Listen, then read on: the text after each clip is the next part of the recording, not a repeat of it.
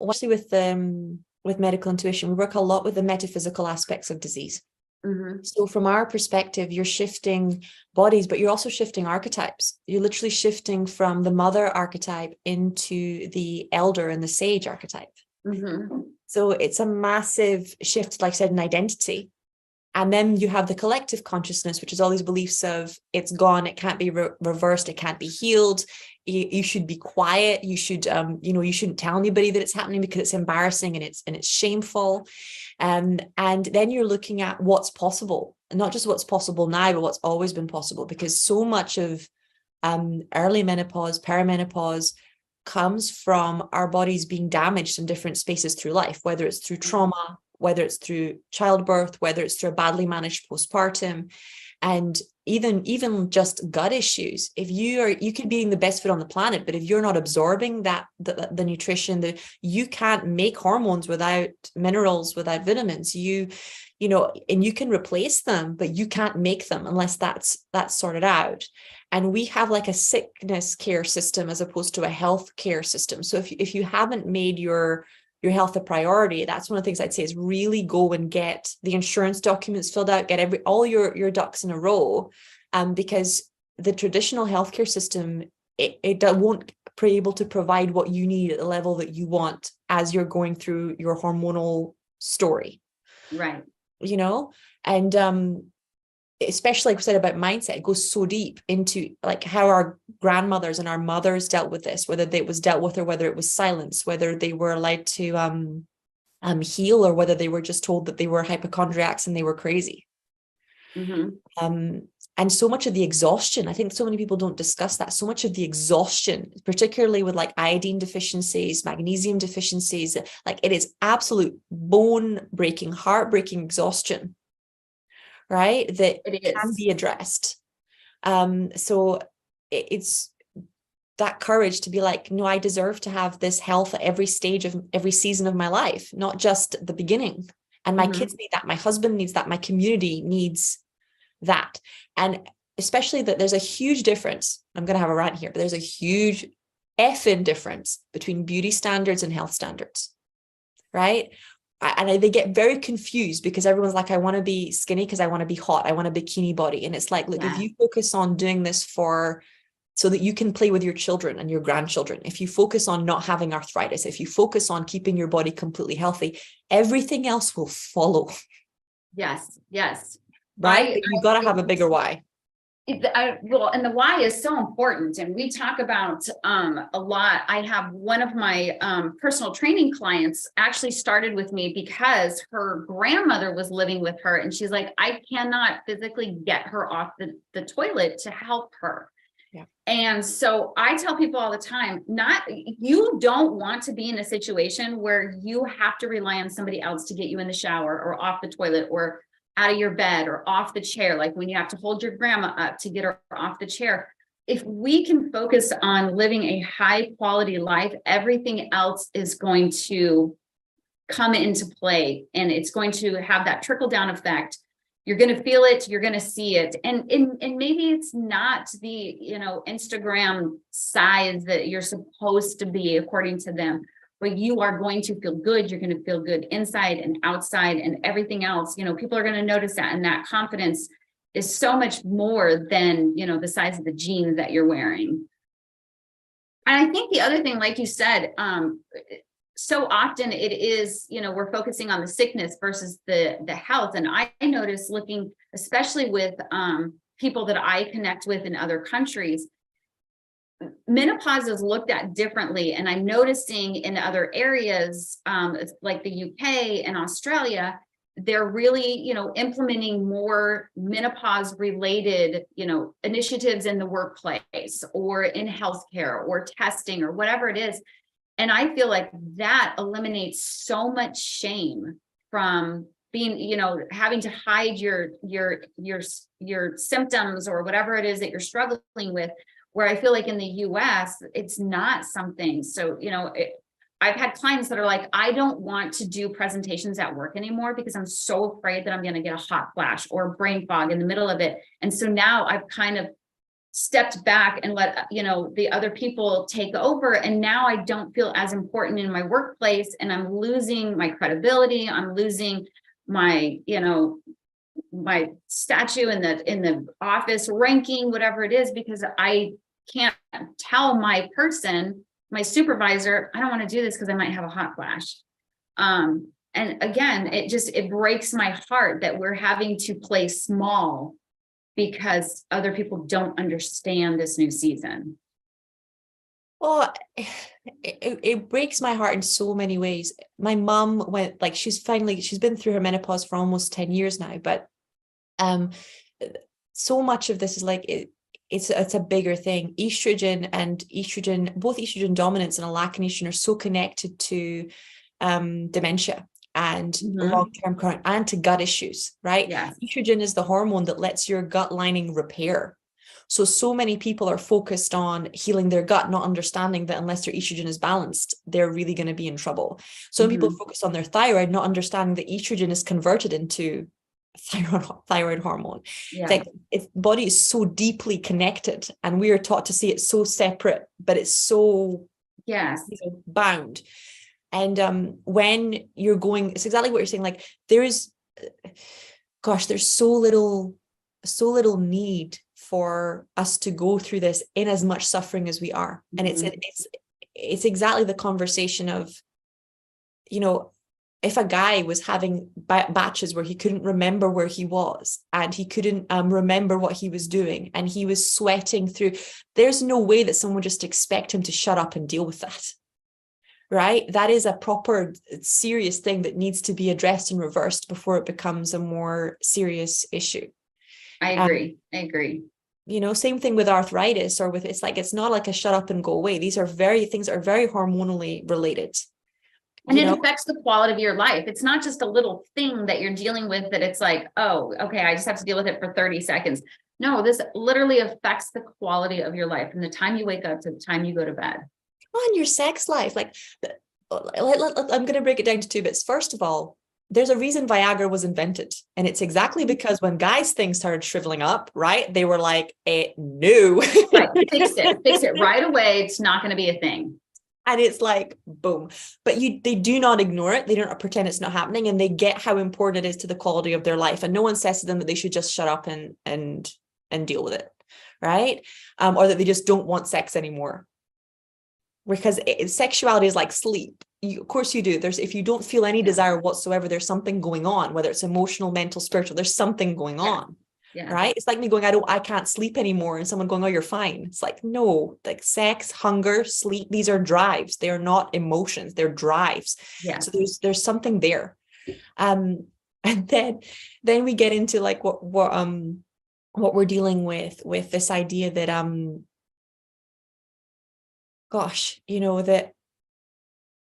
that we are somehow not as clever, or that we're losing our power at a stage in life where you've got the most knowledge, the most experience, that it's the culmination of a life well lived. You've got more to give at this stage than at every other stage. So if it's making you feel worthless, and that's what came through when you're talking about the sizes, like size 6, size 8, this idea of your body count being your worth, it is such a powerful thing in the collective consciousness that women are withholding. It's like, I'm not going to feel good about myself until I'm a size 6 or a size 8 or a size 10. And it's in reverse. If you don't let yourself feel good, your cortisol levels are higher. The higher cortisol levels, the more inflammation, the more your metabolism slows, the slower things go. Yeah. It's not about weight. It's about you feeling worthy, of feeling good, of feeling beautiful. Yeah. It's incredible how many female diseases I work with that come from this core belief that we're ugly. Yes. Right. And it's like, wow, that's such a horrible thing to teach somebody, that unless they look like this thing, that they are ugly. Right. Your power to feel beautiful is yours.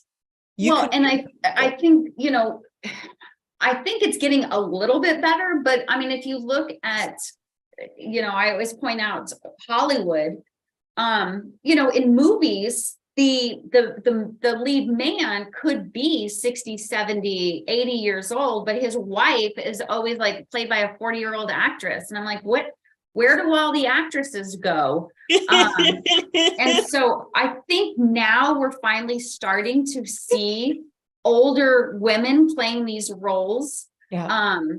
I was super excited to see, what is that new one, that 80 for Brady or whatever. I was super excited to see Sally Field look like Sally Field at, however old she is, 70, 80 years old. Now, the other one's obviously a little bit more work, but it's nice to see older women in these roles and they're no longer disappearing into the background, because I feel like that's what we're supposed to be doing. Like, we get older and we should just kind of be in the background. We're just the grandma, we're just this over here, a little side person, but not really a main character. And that is so wrong. And we should be the main character in our own story. And a lot of that, I think we rely so much on people telling us what we should be at this age, and it's not right. It's the not right message. It's so deep what you just said, that people should be the hero in their whole life, right? In every season, not just in the earlier seasons. Right. And this is, I think it's because the sage archetype is so powerful that it's been very much wiped out. And I would say both in male and in female culture, the ageism is still very strong. Yeah. Because we are weaker. And I really noticed it when I had my son, just how much having my mother there. That's one of the reasons why we moved back, to be closer to family, having that backbone, because suddenly if you don't have that, you are taking the brunt of everything and you have no one. Having those people who have been through every stage of their season and have navigated it, however perfectly or imperfectly, helps a lot. It does.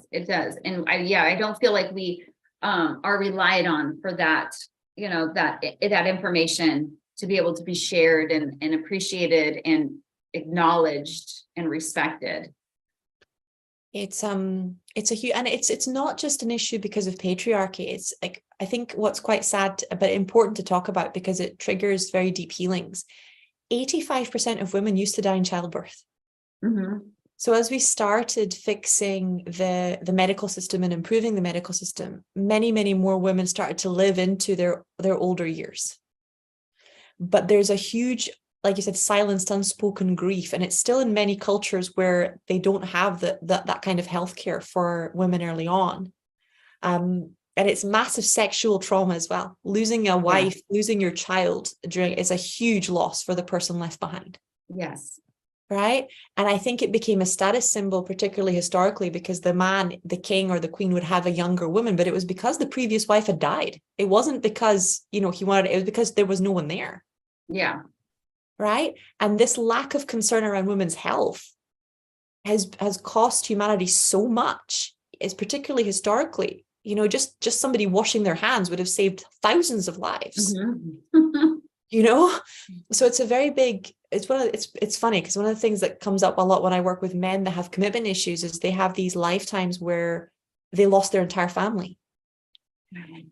And it's not something I ever saw coming, which is one of the ways kind of God kind of blindsides you, because you're like, oh my God, they're just shallow pain in the ass. And then you're like, oh no, that wasn't it. That was me being.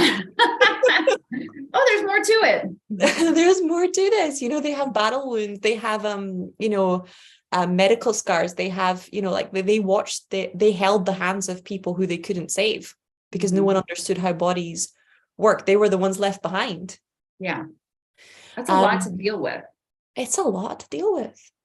And they also lost people, not just on a physical level, but to hysteria, to mental health problems, to women whose hormones couldn't, in a time where the endocrine system wasn't understood. And they thought their partners just didn't love them anymore or didn't want them anymore, or when in the reality was they were going through a severe health crisis. And that's a lot of grief. I feel like that because, people always talk about the midlife crisis, and you'll notice a lot of people getting divorced in their late 40s, 50s, 60s. And you're thinking, wow, y'all have been married, 25 years or whatever. And now you're calling it quits at this point. And a lot of it is because I feel like people feel like they're left behind. There's a change going on, that communication's not there. There's a disconnect. And so they feel left behind versus, hey, we got to get back on the same page. And a lot of that comes from, opening the dialogue. And I can see where going through this myself, where the moodiness or the anxiety or the depression or the lack of desire to be intimate with my partner could completely drive us away had I not spoken up and said, this is what I'm struggling with. And so there is a big loss during this time. Okay, so that was so deep, because what I got when you were saying that is, be careful as fuck with the meaning you give to menopause. Because if the meaning you give it is, I don't love my partner anymore. Yeah. If the meaning you give it is, I am now a different person, and this illness, because it's not an illness, but this is who I am now, then it's like the whole things will fall apart that aren't a reflection of what's actually going on, just because you haven't been brave enough to address the health issues behind it. Yes. Yes. And like I said, I mean, it really is this beautiful, caterpillar to butterfly moment. But if you're not experiencing it with your partner and you're, out and about by yourself, they're definitely going to feel left behind. And obviously it happens to men too. Theirs is not, they do go through their own menopause. Theirs is longer and it's slower, and it's not, that's punch in the gut like we get. So they do go through those changes too. And so when you're able to have those conversations and change together and respect each other's changes and evolve together, it does make a world of difference. But I do see a lot of pain coming from people not being able to reconnect because of what's going on. I think particularly because men are so socially conditioned to only experience emotional intimacy during sex. If you take that out and they haven't got any other bridge. Yeah. Right? Yeah. They don't, like I said, it's not the truth, but it's what's happening. They're like, oh my God, she doesn't love me anymore. Yeah. And that's when most people will start, protecting themselves, because the behavior is there's no connection. And even if the person hasn't said they're leaving, they're going to go. If they don't want me anymore, then I don't have any love. There's no connection. Yeah. Right.